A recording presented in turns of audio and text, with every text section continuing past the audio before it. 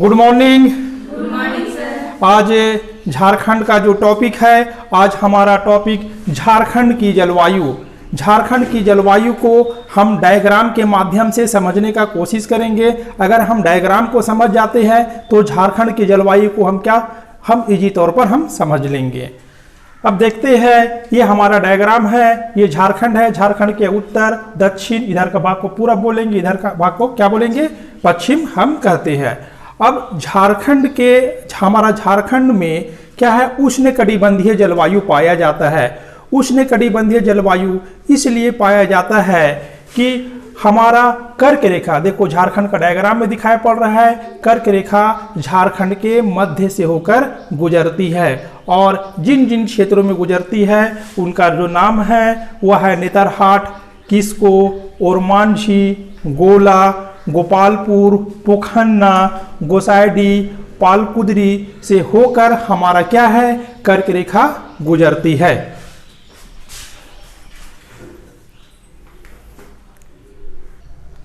अब देखते हैं कि झारखंड की जलवायु के नियंत्रक कारक। तो झारखंड का जलवायु को जो नियंत्रित कारक निम्नलिखित है उसमें से एक नंबर क्या है, अक्षांश है। हम अक्षांश किसको बोलेंगे, यह हमारा ग्लोब दिखाई पड़ रहा है और यह हमारा 0 डिग्री है। 0 डिग्री भी क्या है, एक हमारा अक्षांश है। और हमारा देखते हैं यहाँ पर 23 डिग्री। 23 डिग्री मतलब क्या हुआ, कर्क रेखा, और हमारा झारखंड के मध्य से होकर कर्क रेखा गुजरती है। यहाँ पर भी डायग्राम दिखाई पड़ रहा है, झारखंड के मध्य से होकर कर्क रेखा गुजरती है। कर्क रेखा जब गुजर रहा है झारखंड के बीचों बीच से, तो हमारा झारखंड में कैसा जलवायु पाया जाएगा, उष्णकटिबंधीय जलवायु। कहने का मतलब है कि झारखंड उष्णकटिबंधीय क्षेत्र में पड़ता है। और अक्षांश के अनुसार तापमान में भी अंतर पाया जाता है। ये 0 डिग्री में हमारा क्या है, 0 डिग्री में सूरज का प्रकाश क्या मिलेगा, अधिक मिलेगा, और जैसे जैसे हम ऊपर की ओर जाएंगे सूरज का प्रकाश भी कम होते चला जाएगा। तो अक्षांश भी जलवायु को क्या करता है, नियंत्रक के एक कारक है। 2 नंबर है ऊंचाई। हम झारखंड में देखते हैं तो झारखंड के विभिन्न क्षेत्रों में ऊंचाई में अंतर पाया जाता है। कहीं ऊंचाई अधिक है तो कहीं ऊंचाई कम है। हम पाट प्रदेश को देखते हैं तो पाट प्रदेश का औसत ऊंचाई कितना है, 900 से लेकर 1100 मीटर है। अब रांची और हजारीबाग का पठार को देखते हैं तो इसका ऊंचाई कितना है, 600 मीटर है। और झारखंड का जब पूर्वी क्षेत्र देखते हैं, या जो झारखंड का पूर्वी क्षेत्र है, इन क्षेत्रों का ऊंचाई कितना है, 300 मीटर है। और हम जानते हैं कि 165 मीटर के ऊंचाई पर जाएंगे तो हमारा क्या है, 1 डिग्री सेल्सियस तापमान क्या हो जाता है, घट जाता है। यानी लिखेंगे तापमान घटता है, तापमान घटता है। कितना में, 1000 या 165 मीटर की ऊंचाई पर जाएंगे तो 1 डिग्री सेल्सियस तापमान क्या हो जाता है, घट जाता है। यह हम बोल सकते हैं 1000 मीटर की ऊंचाई पर जाते हैं तो हमारा 6.5 डिग्री सेल्सियस तापमान क्या हो जाता है, घट जाता है। इस तरह हमारा ऊंचाई जलवायु को भी नियंत्रित करता है। ऊंचाई में देखिए तो क्या है, पाट प्रदेश को ऊंचाई अधिक था तो पाट प्रदेश में क्या होगा, अधिक ठंडा लगेगा, और ऊंचाई के कारण, और झारखंड का जो पूर्वी भाग है इन क्षेत्रों में क्या लगेगा, गर्मी लगेगा।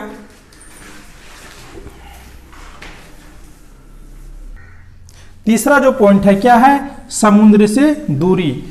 यह हमारा भारत का मानचित्र में दिखाया हुआ है, यह झारखंड, और झारखंड के हमारा जो है पूर्वी क्षेत्रों में क्या है, बंगाल की खाड़ी है। तो झारखंड का जो बंगाल की खाड़ी है, ये बंगाल की खाड़ी और झारखंड से दूरी देखते हैं मात्र कितना है, 90 किलोमीटर है। कितना है, 90 किलोमीटर है। और बंगाल की खाड़ी में जो भी अक्टूबर नवंबर में जो भी साइक्लोन चक्रवात का उत्पत्ति होता है, इसका प्रभाव हमारा झारखंड में देखने को स्पष्ट रूप से मिलता है। ये चौथा जो पॉइंट है यह है क्या है, पश्चिम विक्षोभ। हमारा ये भारत है और भारत के यहाँ पर क्या है, हमारा झारखंड है। देखो यहाँ पर क्या है, झारखंड है। अब देखते हैं क्या है कि पश्चिम विक्षोभ का उत्पत्ति कहाँ से हो रहा है, भूमध्य सागर से। यहाँ से उत्पत्ति हो गया, पश्चिम से जो पश्चिमी विक्षोभ है पश्चिम से पूरब की ओर चलना शुरू करता है। अब जैसे आगे बढ़ता है, ये रास्ता में देखो कैस्पियन सागर मिल गया। क्या मिल गया? कैस्पियन सागर। और कैस्पियन सागर से यह क्या करता है? आर्द्रता ले लेता है और आकर यहाँ पर भारत का पंजाब क्षेत्रों में आकर टकराता है और पंजाब में क्या हो जाता है? वर्षा हो जाता है। और फिर आगे आगे बढ़ते बढ़ते ये झारखंड में पहुंच जाता है और झारखंड में भी ठंडा के मौसम में शीत ऋतु में पश्चिमी विक्षोभ से क्या हो जाता है? वर्षा हो जाता है। हम झारखंड में देखते हैं इस पश्चिमी विक्षोभ से भी झारखंड में क्या हो जाता है? वर्षा हो जाता है। अब आते हैं झारखंड का मौसम। झारखंड में जो मौसम है, एक नंबर में हम क्या बोलेंगे? शुष्क से ग्रीष्म ऋतु, 2 नंबर वर्षा ऋतु और 3 नंबर लौटता मानसून का मौसम और 4 नंबर हम चलेंगे शीत ऋतु। इस प्रकार हमारा झारखंड में हम 4 ऋतु देखते हैं। अब एक एक करके हम चर्चा करते हैं। एक नंबर क्या है? शुष्क ग्रीष्मकाल। हमारा ग्रीष्मकाल यानी गर्मी का मौसम जो शुरुआत हो जाता है वो मार्च से मई। यह कहने का मतलब है कि मार्च से शुरू हो जाता है और मई में अधिकतम तापमान पाया जाता है। आखिर ऐसा क्यों होता है? या हम क्या ग्लोब बनाए हैं और यह हमारा क्या है? 0 डिग्री है। और 0 डिग्री मतलब क्या है? भूमध्य रेखा। और इसके ऊपर जो है ये कर्क रेखा है। ये कौन सा रेखा है? कर्क रेखा। कर्क रेखा जो है भारत के झारखंड के मध्य से होकर गुजरती है। यहाँ पर कर्क रेखा हम डायग्राम बाहर आगे बना दिए हैं। ये हमारा क्या है? कर्क रेखा। और ये कर्क रेखा झारखंड के बीचों बीच से होकर गुजर रही है। अब देखते हैं क्या कि मार्च के महीना में सूरज देखो यहाँ पर है। कहाँ पर है? विषुवत रेखा में। ठीक है, 21 मार्च को। अब क्या होता है? हमारा सूरज उत्तरायण हो रहा है। ये मार्च के बाद हम 3 महीना का इंटरवल रखेंगे। मार्च के बाद अप्रैल, मई, जून। मार्च के बाद हमारा अप्रैल में सूरज यहाँ पर आ जाएगा, मई में यहाँ पर। तो जैसे मई का महीना आता है हमारा झारखंड का तापमान क्या हो जाता है? और बढ़ जाता है। इसलिए ऐसा होता है कि हमारा सूरज झारखंड के क्या हो जाता है? नजदीक में आ जाता है। इसलिए तापमान झारखंड का क्या हो जाता है? बढ़ जाता है और गर्मी का मौसम क्या हो जाता है? शुरू हो जाता है। झारखंड के विभिन्न क्षेत्रों में इसका तापमान कितना चला जाता है? 40 डिग्री सेल्सियस चला जाता है। इसी के साथ हमारा झारखंड में गर्मी का मौसम शुरू हो जाता है। अब देखते हैं क्या कि गर्मी के मौसम में भी कभी कभी क्या हो जाता है? वर्षा हो जाता है। इसे हम क्या बोलते हैं? नॉर्वेस्टर। नॉर्वेस्टर किसे कहेंगे? शुष्क स्थलीय पवन यानी स्थल से तथा आर्द्र समुद्रिक पवन के आपस में क्या हो जाता है? टक्कर हो जाता है गर्मी के मौसम में और इससे जो वर्षा होता है इसे ही हम क्या बोलते हैं? नॉर्वेस्टर कहते हैं।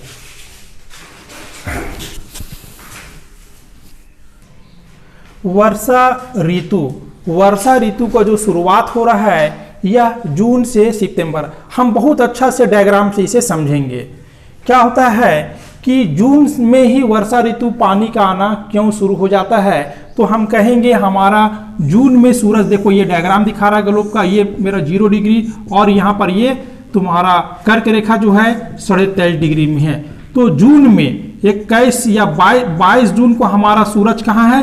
कर्क रेखा में। कहाँ पर स्थित है? देखो तो कर्क रेखा में स्थित है। ये हमारा कर्क रेखा है, ये कर्क रेखा और हमारा झारखंड से भी होकर कर्क रेखा गुजर रहा है। तो जून के महीना में उत्तर भारत में इतना ज्यादा तापमान पड़ता है, तो बहुत अधिक तापमान पड़ने के कारण वहां का स्थल क्या हो जाता है? गर्म हो जाता है और वहां का वायु क्या हो जाता है? हल्का होके ऊपर चला जाता है। और हमारा उत्तर भारत में यहाँ पर ये क्या हो जाता है? लो प्रेशर एलपी का क्षेत्र बन जाता है, जिसे हम क्या बोलते हैं? निम्न दाब बोलेंगे। एलपी मतलब क्या है? निम्न दाब, लो प्रेशर का क्षेत्र बन जाता है। ठीक है, कब? ये जून के महीना में।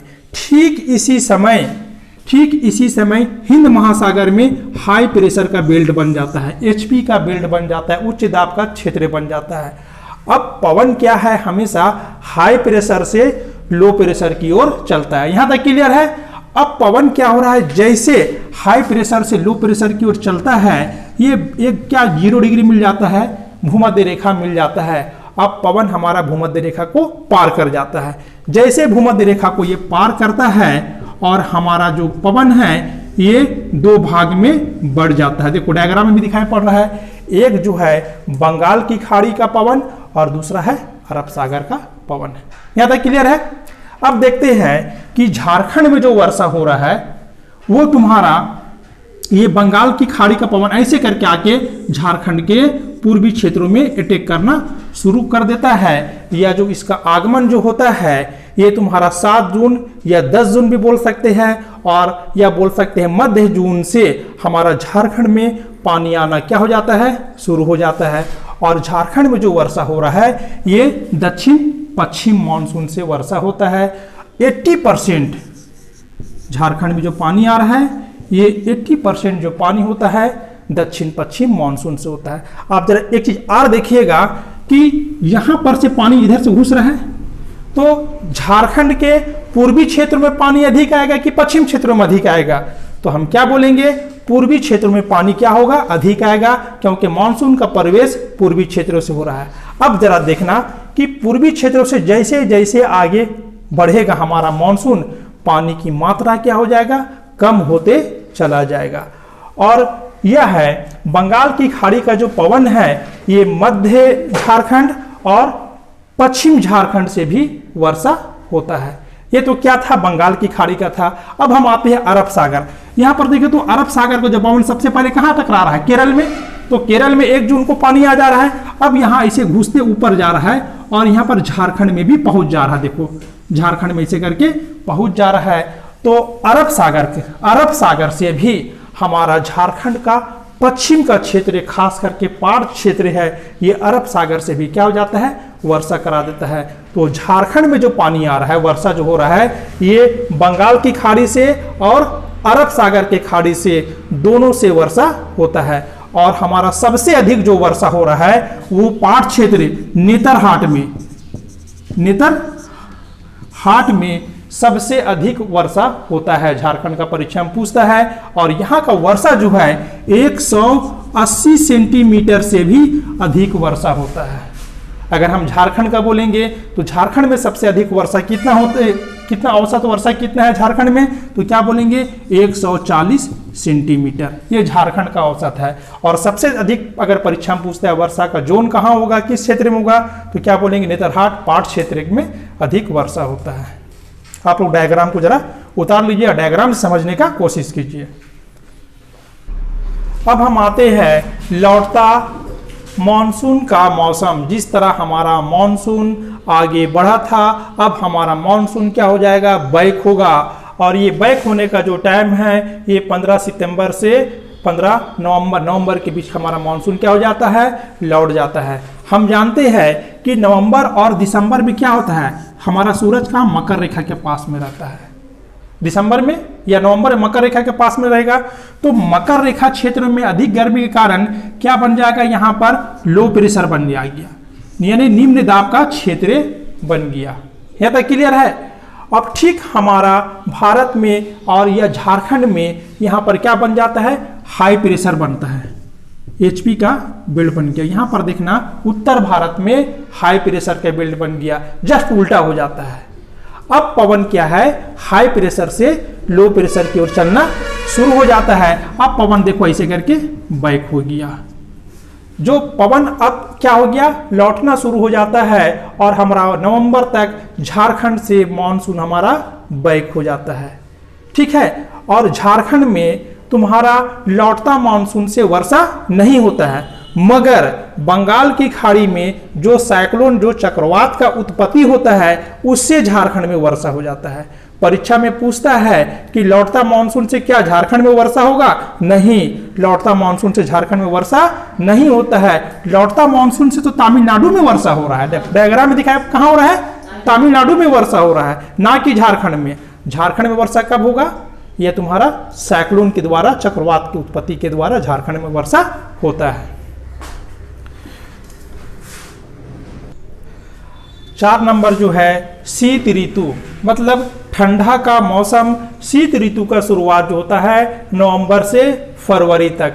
आखिर ठंडा के मौसम झारखंड में कैसे, तो हम बोलेंगे यह हमारा ग्लोब है। और जो सूरज ग्रीष्म ऋतु में, जो सूरज हमारा कर्क रेखा में था, अब सूरज क्या हो गया, दक्षिणायन हो गया, और ठंडा के मौसम में हमारा देखो सूरज हमारा कहाँ आ जा रहा है, मकर रेखा में, हाँ मकर रेखा में आ जाता है। तो मकर रेखा में दिसंबर का महीना में हमारा सूरज आ गया 22 दिसंबर को।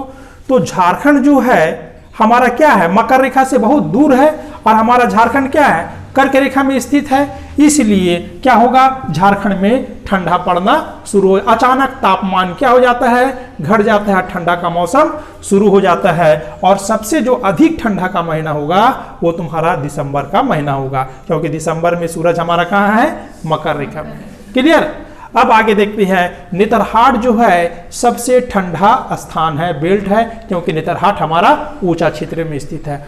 और ठंडा बढ़ने का कारण क्या है, ये क्या है, पश्चिम विक्षोभ। हम पहले भी पढ़ा चुके हैं, पश्चिम विक्षोभ क्या होता है, झारखंड में भी कभी कभी वर्षा करा देता है। इन वर्षा से तापमान क्या हो जाता है, और गिर जाता है, जिसके कारण झारखंड प्रदेश में ठंडा होना पड़ना शुरू हो जाता है। हम इस तरह 4 पॉइंट देख लिए। अब आपको इसका आगे हम झारखंड का जलवायु प्रदेश दूसरा वीडियो में देंगे। आपको अगर इस टॉपिक में झारखंड के जलवायु में कहीं पर अगर दिक्कत हुआ होगा तो आप कमेंट बॉक्स में ज़रूर बताइएगा, और आप डायग्राम के माध्यम से पढ़ने का कोशिश कीजिएगा। और वीडियो अच्छा पसंद आता है तो आप लाइक कीजिएगा, सब्सक्राइब कीजिएगा और शेयर ज़रूर कीजिएगा। Thank you.